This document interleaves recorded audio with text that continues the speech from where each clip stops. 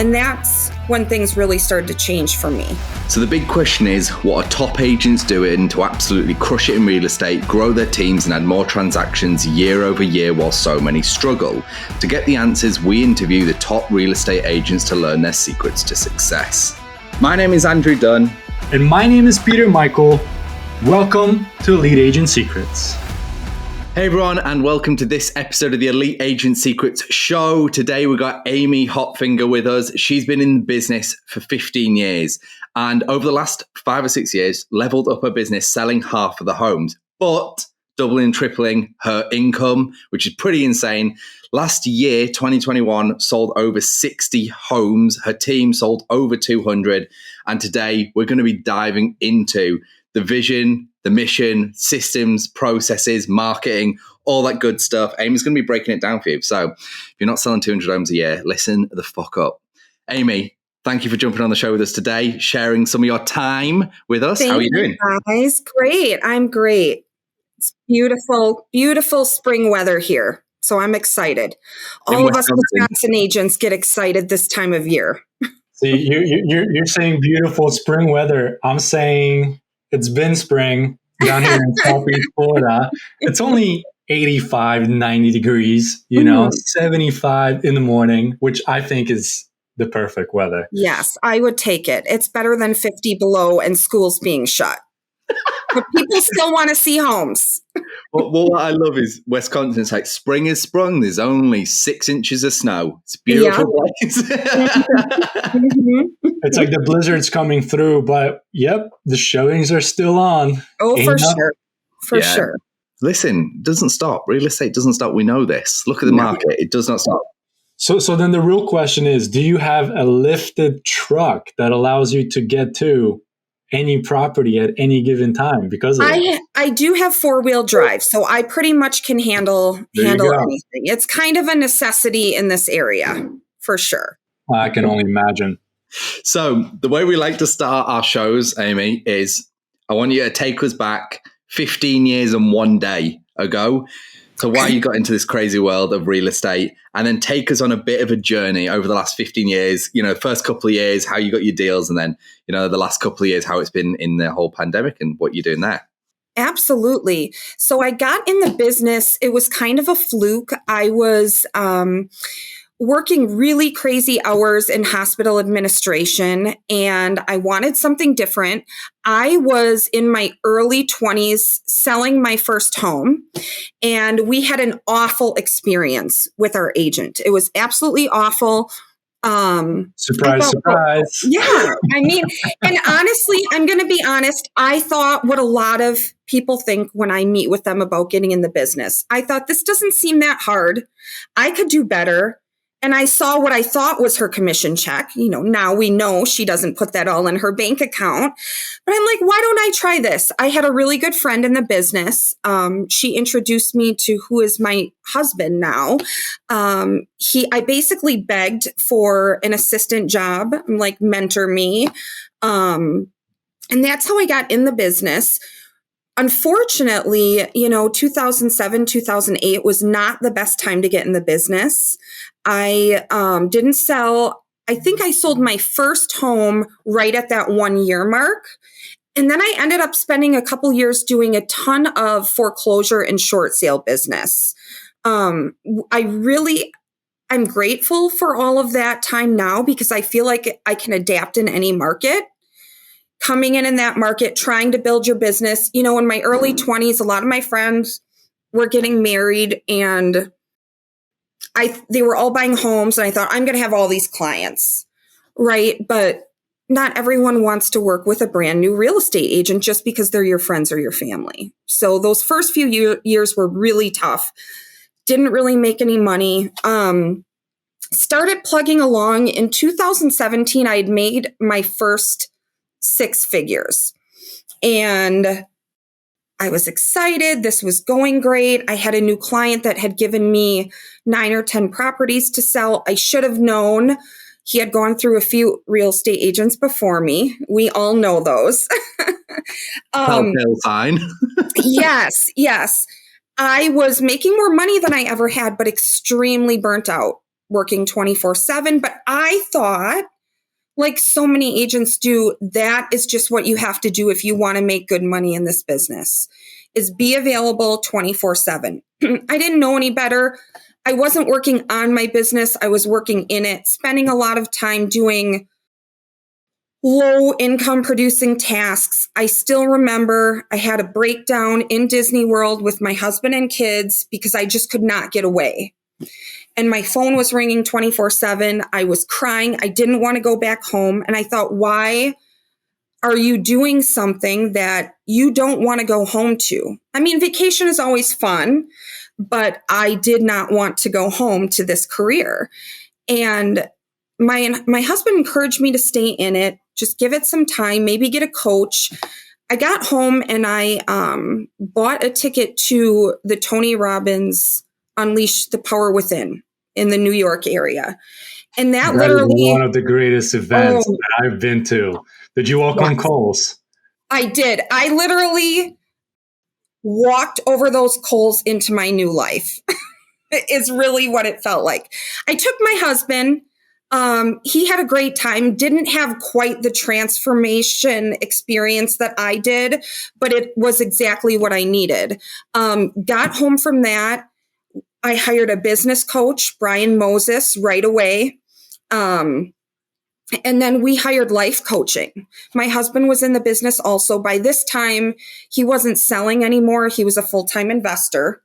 And that's really when I learned how to set goals, how to change your mindset, how to treat this like a business. I'm not just a real estate agent. I'm a business owner.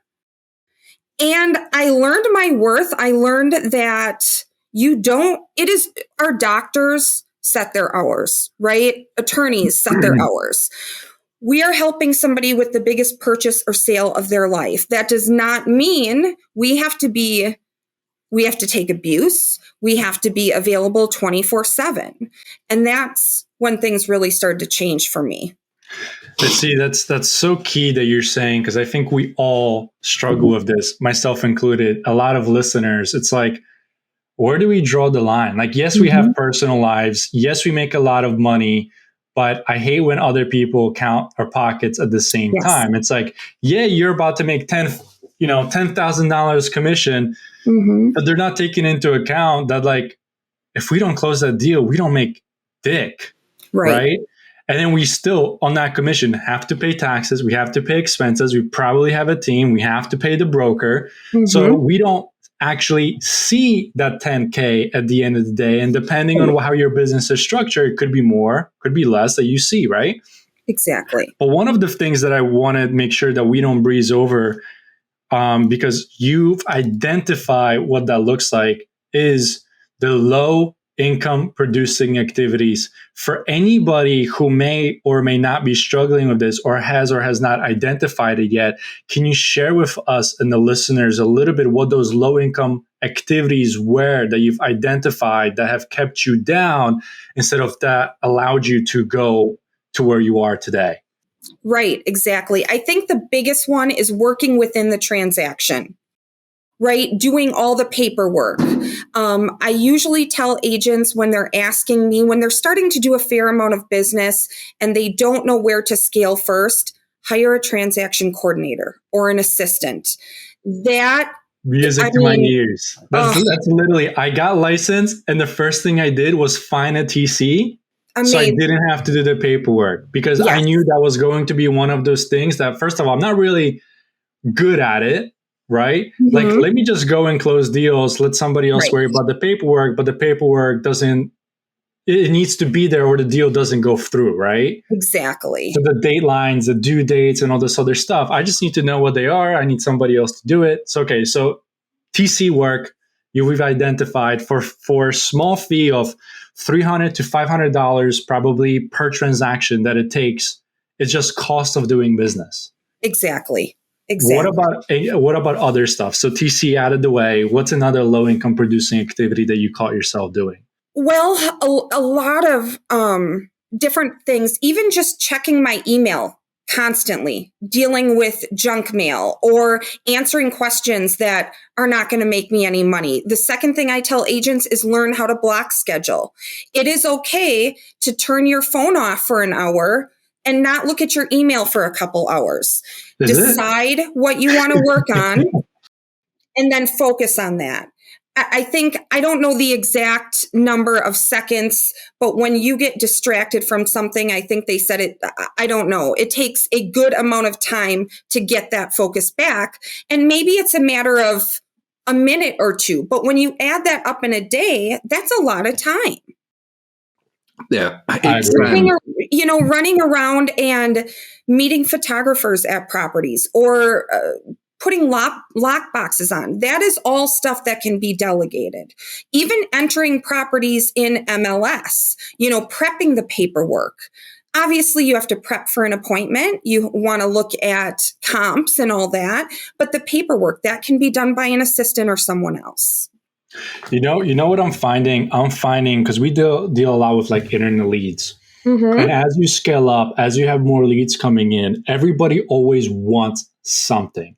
Yes. And that necessarily always doesn't calculate to moving the needle forward, but because they want it, you kind of have to deliver. So an example, setting up somebody on the MLS search, like it needs to get done, but it doesn't really move the needle. So if you just talk to 10 people in one day, because you had 10 leads come in, and it takes you, let's say, 10 minutes to set every one of them up, that's almost 2 hours of you putting together searches, putting everybody into the MLS, right? Exactly. It's a low income producing activity, but it still needs to get done. While that 2 hours, you could be talking to 10 more people at the same time. And so many agents say to me after they've made a few bucks and are consistently getting some deals, they say, well, I don't think I can afford an assistant. You got to just do it because it will pay. That position will pay for itself. Sure. If it's performing the way it's supposed to, right? We've all had, staff and assistants that haven't performed that way, but I'm lucky. Mine has been with me for a while. So, Andrew, do you want to do the honors on this question? How many deals do you recommend people do before they hire their first hire?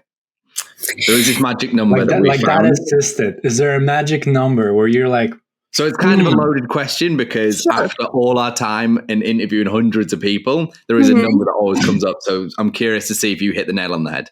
I actually don't know that there's a magic number. And I think there's some agents that should hire somebody right from the get-go. Yeah. I think if you are able to balance that, I would say once you hit deal between 6 and 10, is what I would say, where you definitely need some help. But honestly, I would recommend the TC as soon as you do a deal or two and get a little money in your pocket. Put that towards the TC. Yeah. So, we did TC right away. But it was what we seem to have found is about every 30 or so annually, this is over a year, you hire a staff. So it usually goes to TC, kind of off the table. We mean like an admin. No, like an executive assistant / admin, somebody to help with all the other crap. Yeah. Because basically what we've seen now over all our interviews and the years in the business is you can almost double your production with one good hire. So like you get a great admin assistant and you're doing 30 deals a year, you can get to about like 50, 55 just you still by just having an amazing assistant. And then you get like a marketing person and does this other stuff. You can get up there towards, or get a buyer's agent, and you can start getting nearly 100 deals off a very small team. I think that's where people get it wrong, where it's like they either try and save the money and penny pinching. And I think that is rampant in real estate, which is a shame because it's not a business mindset. That's a very employee, like hoard my money mindset. It's like, you got to invest. Like this is a business. This is where so many people get it wrong. Now, what I want to do is I want to take it way back to your first topic, because your first topic is about writing your vision and having goals and then working backwards. I do this a lot. So unpack why that's your first secret to success. I think mindset is one of the biggest, probably the number one thing I attribute success to. I know that a lot of times I will get on a call with my coach and I think we're going to talk about lead gen or scripts or whatever. And he'll listen to me talk and say, oh, you're having problems with your husband, aren't you? And I'm like, what, how do you get that from what I just said, or your kids or whatever? And he'll do exercises that completely pulls me out of whatever is holding me down. If you do not have goals, you have nothing to be excited about. You have nothing that you're working towards. There's nothing to hold you accountable for. You're just kind of out there floating. I think it is so important if you want to get to that next level. I think if you would ask any successful agent that's doing over, 60 deals a year, let's talk that number. I'm betting they're setting goals. I'm betting they're setting goals not only yearly, but then breaking those down into quarterly, monthly, and probably weekly. And they probably have somebody holding them accountable. I have the group that we joined started out as a life and air group. And I meet 4 times a year. We meet somewhere different in the country, and it's a number of real estate agents, real estate investors, but really anybody it could be any business, right? We talk about what's working, what isn't. We set our goals for that quarter. Then we break up in small groups. We have our conversation each week. Hey, what are you doing? Why haven't you hit this goal this week? So goals are important, but having somebody that's going to hold you accountable is also important. Yes. So it's funny you talk about accountability. And I want to do kind of a bit of a role play on the goals as well. This is something I'm huge on. I do this far more than Peter does. I'm like big into, I've got a plan for the year, and then I'll break it down on a quarterly basis. So I do, what's my goal for the year? Let's say it's $1 million, for example. Let's just make the numbers easy. To work it out, it's about 330 grand a month, a quarter. But then you've also got to understand that some quarters are better than others. So like Q1 and Q4 might be lax, but Q2 and Q3 will make up for more. So it may be, Q2, Q3 are, they account for say 60%, and Q1 and Q4 account for only 40%. And that's kind of the way it tends to kind of play out that I've seen. But yeah, one of my questions actually, in fact, let's do this first, was when you talk about your vision and writing your goals and working backwards, could you just take the listeners on a bit of a process on how you personally have done it? Because I know how we've done it in our business, but I want them to hear from you. Sure. So generally, it's something that I sit down myself and work on my business. And then my husband and I meet and do our life goals as well. A lot of our goals intertwine because he's a real estate investor and we do a lot of things together. But we actually start 30 years out, which sounds kind of crazy. What do you want your life to look like in 30 years? What do you want in 20 years, 10 years? And we start working back and we're setting these really big goals. And then you're getting down to year 2, year 1, where your goals are big, right? But they are something that you're going to achieve in the next year or 2 compared to your maybe 10-year goal. Once you have that 1-year goal, you sit and work backwards. What do I need to do to meet this 1-year goal? And sometimes it's things I'm doing on a quarterly basis, monthly basis, weekly, daily. But like you said, you have to take, if it's a numbers goal, you have to take seasonability into that. You can't just say, I have to sell 10 homes a month. Well, looking back, what's my normal, January, February, March? In Wisconsin, it's very different, right? My February is usually a little bit lower. I know that I'm going to sell a lot more in March and January. It's just how it is, right? So when you're setting those goals, I always recommend that you set either a consequence or a reward as well. Because what is going to make you complete this goal? Right? We've had people in our group get their heads shaved. I had to donate $500 to MLS once, and who the hell wants to donate money to MLS, right? I got a new kitchen because I made my goal. Set something so you have either you're looking forward to getting something or you're terrified of not meeting that goal would be my recommendation. But we always start really far out. And that's something that was recommended to us by our coaches. It takes a while. It's a little strange. We always write that bucket list as well. You know, if money, if time does not play into this, what kind of things do I want to do and experience in my life? When you get excited about your life, you're more excited about working towards that.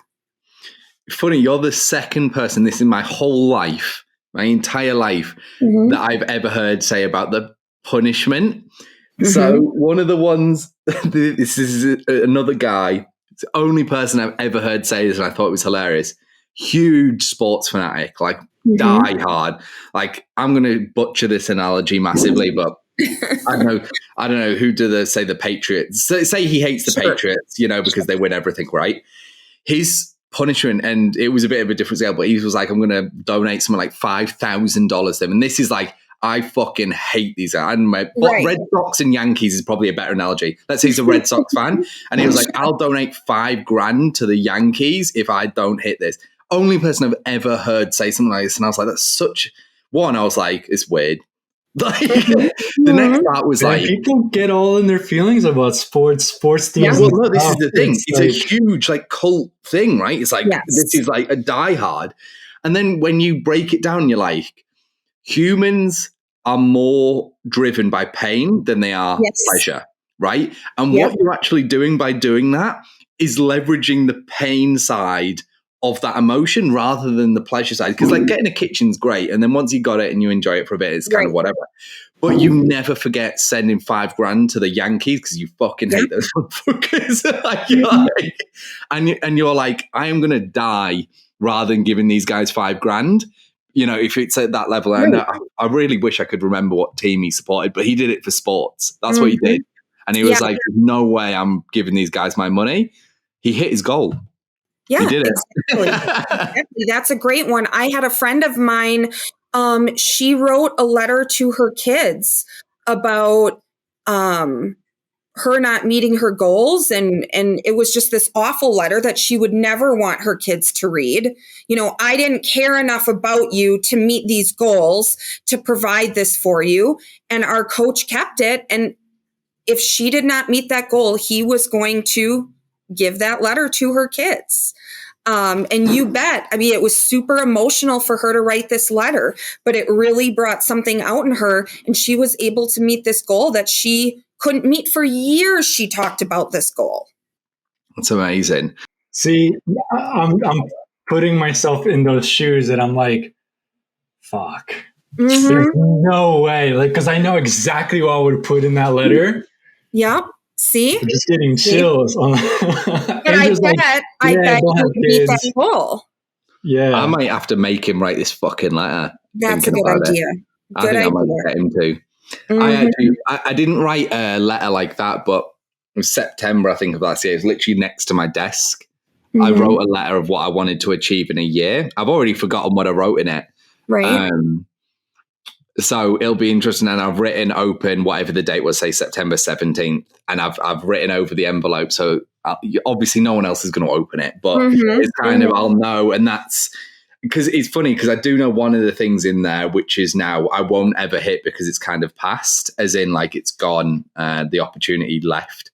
But it's interesting to look back at what you wanted to hit and what you did hit. Because you know, I have very big goals. And I think before we move on to your second topic, here's the one thing I'd like to ask you, because you do have coaching as well. What's your opinion on goal setting with regards? Do you set one goal or do you set multiple? Like this is, because the way I view this is I have a standard, I have a goal, and I have a stretch.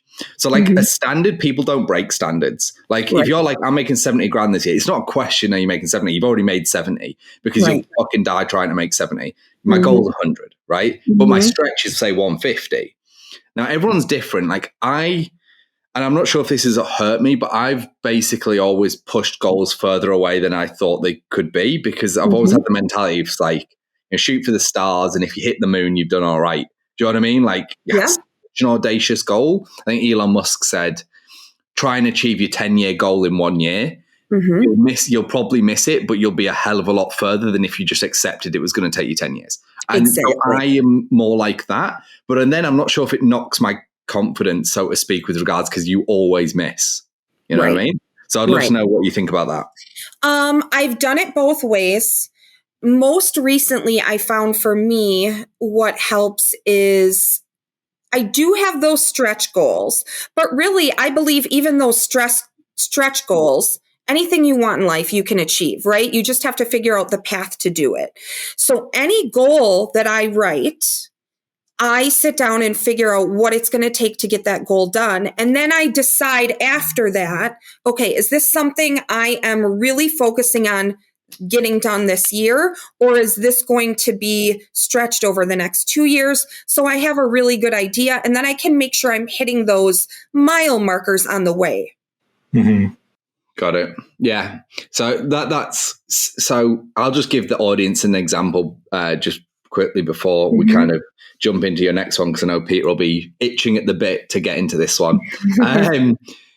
So like for me, it's like 100 grand a year. It's X number of deals a month. And then I'll break it down of either an assumed conversion rate off calls or leads or whatever.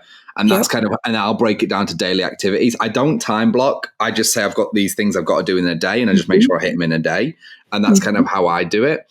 And that's always led to me, achieving shit. Like, make a note of it, make a list. I want to do 10 deals this month. Okay, well, what does that look like? Well, it's worked out at 2.25 deals a week. And then it's like, well, I know can serve it, like, whatever it is. Let's say it's a 10% conversion rate on a qualified lead. It's like, okay, well, I need 25 conversations a week. How long does it take to get a conversation? Well, it takes 100 bits of outreach per conversation. It's like, okay, well, now we've got to have 250 bits of outreach going out a week. And yes, there is a compound effect, which helps you later on, but it doesn't help you to start with. And that's kind of how I've always gone through. And it's like, I work off leading indicators. Most people work off lagging indicators. People go, I want to hit 1 million. And they don't know how they're going to get there. I need to structure how this is achievable, because if I don't do that, it's just pie in the sky for me. Like, I'm just like, it's just nothing. Like, I want to make 1 million. And me and Peter had this conversation, and I think it was probably a bit of a learning curve, because it was a case, I think, I'm not sure if you remember, Peter, but when we had this conversation at the beginning of the year, and I broke down, and you were like, why are we breaking down the numbers like this? And I was like, because otherwise it's just unattainable. Like, you've got to know what you're chasing.